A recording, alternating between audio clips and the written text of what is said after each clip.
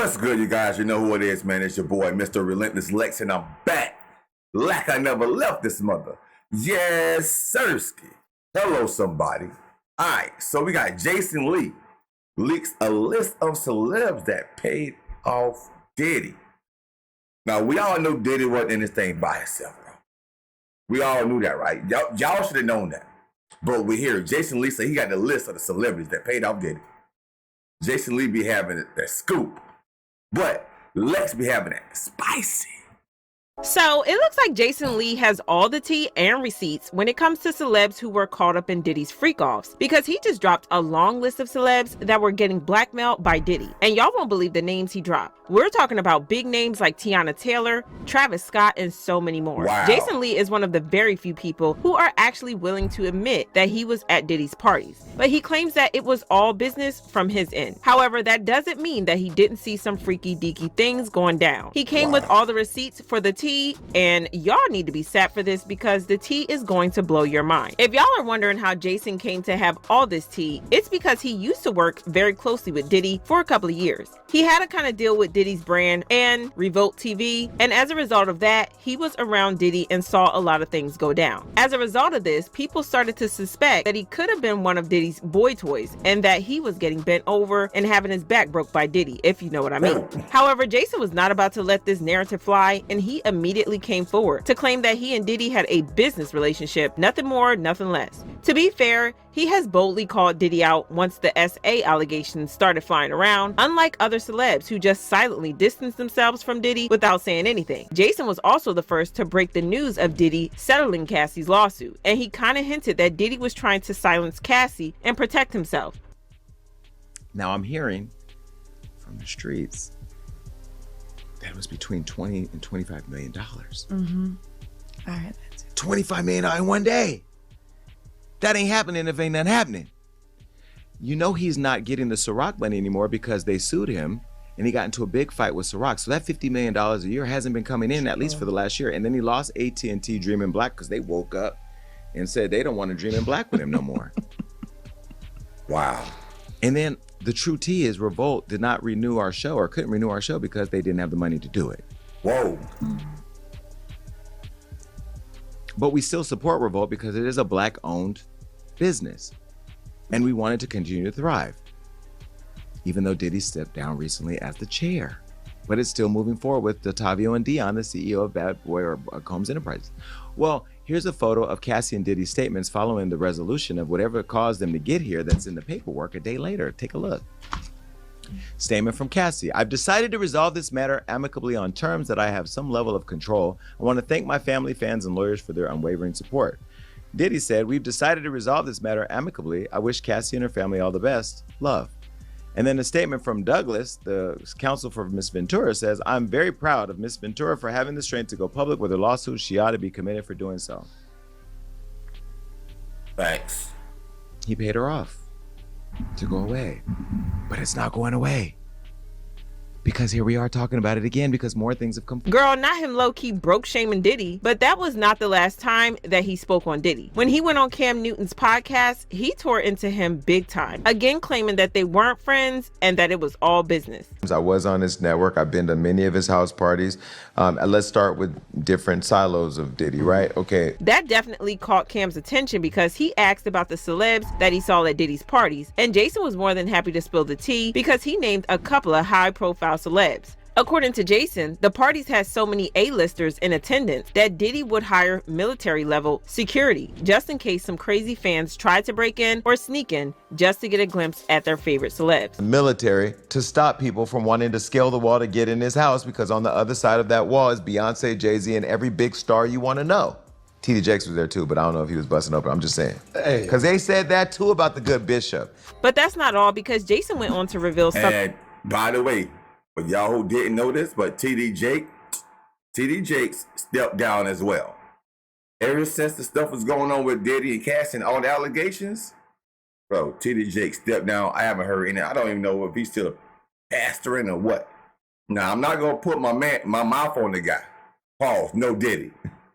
But I will say I haven't seen him since everything had took place, for real. Something weird and shady about the parties, claiming that Diddy allegedly used his power and influence to and intimidate people into staying quiet about what he is really like and how hard it is to work for him. He even claimed that he had almost been a victim of Diddy's infamous temper, revealing that Diddy once threatened to end him. Once threatened me, but I don't know if it was the De Leon or Ciroc or if it just felt itself, but I was taking a picture in his house and he walked over and he said, "Don't you ever try me. I'm letting you know right now I'm a different type."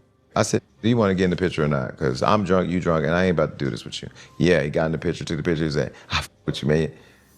If you don't get your crazy Dr. Jekyll, Mr. Hyde ass out of here." But you know, that was the little experience I had with him. But every text was always love. It was always cool. It was always nice to me. But that didn't do much to stop the gossip mill. After Diddy got arrested, people started speculating that Jason was more involved in Diddy's shenanigans than he was claiming, and that he could be involved in the freaky stuff that went down at Diddy's parties. It was at this point that Jason said, "Hold my beer," and he went live on Instagram to snitch on everybody that he saw at them freak-offs, dropping some shocking names like Tiana Taylor, Jordan Woods, Travis Scott, Usher, DaBaby, Mary J. Blige, and so many others.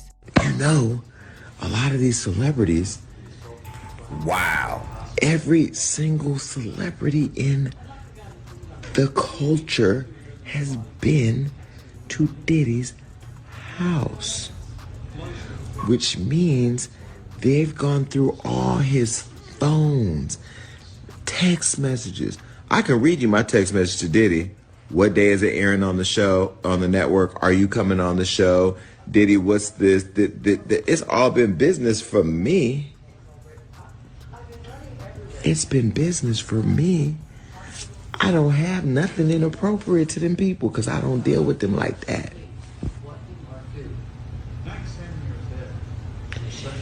So you mean to tell me all those late nights, what you doing, where you at?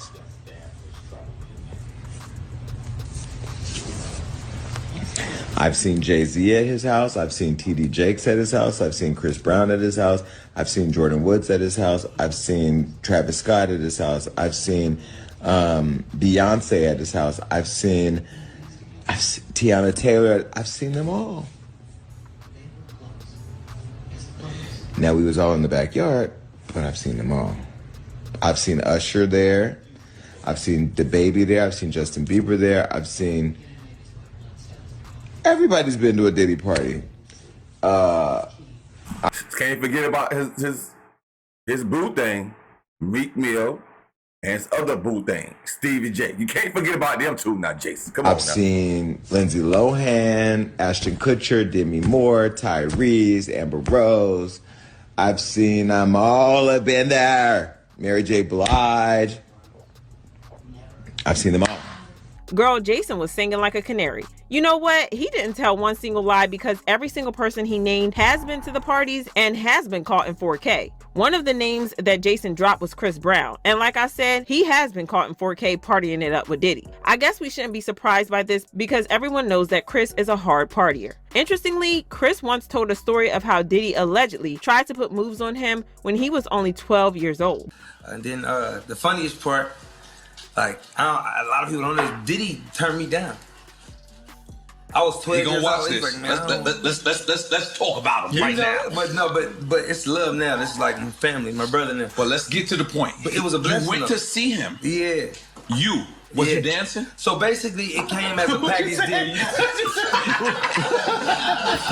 Because if you danced, he definitely would have signed you. Nah, I'm gonna keep it 100. Diddy ended up not signing Chris after that, and even though he claimed that it was because things didn't work out, fans are convinced that the real reason is that he was salty that Chris didn't put out. But hey, it looks like that never stopped them from getting freaky deaky with each other at the parties, allegedly. Another name that Justin mentioned is DaBaby, and I guess we shouldn't be surprised about this. DaBaby himself revealed in an interview with Shannon Sharpe that Diddy got all handsy with him at one of his parties and even told people there how much he liked DaBaby. This was the beginning of 2020, you know what I mean? Diddy had put everybody else out the crib, like the influx of people he had put him out. But he had took a liking to me in particular around the time, man. It was really, you know what I mean, like putting his arm around me. Right. So he had put majority of the people out, but he allowed me to. Hey, you know what? Every time I hear this interview and the baby be saying that Diddy put his arms around him, I keep thinking about the movie Money Talks. Remember when Chris Tucker was in the jail cell and the guy had, I think it was Faison Love. and he hugged Chris Tucker in the jail cell, and Chris Tucker was telling the story, and Faison was like, did he put his arm around you like this? And Chris kept talking, and he said, oh, like this. And he pulled him closer. Y'all remember that, bro? Every time I hear the baby say this part on this interview, I think about that scene on sidebar. Sidebar, bro. Stay in there. Me and, you know, maybe about 15 others, you know. Right. Jay-Z and Beyonce being, you know, 2 of the other 15 people in the room. So that'll just put it into perspective of the type of company I was in at the moment, you know. And she came over and introduced herself to me like as if she had to. Beyonce, cut it out. But I'm a big fan of your work, you know what I'm saying? Whoop the whoop, and that was just dope. That was dope as hell to me, man. That was dope. It's interesting that the baby revealed that Beyonce was at the party, because if there is one name that has been tossed around since the Diddy scandal started, it's Beyonce. Also, do you remember last year when Jason Lee tried to blackmail Beyonce, saying that he had some nasty dirt on her? Tell them while Johnny puts a beep over this part of the show, so you'll never know what it is, but I want you to see their reactions, and I'm going to do it right now.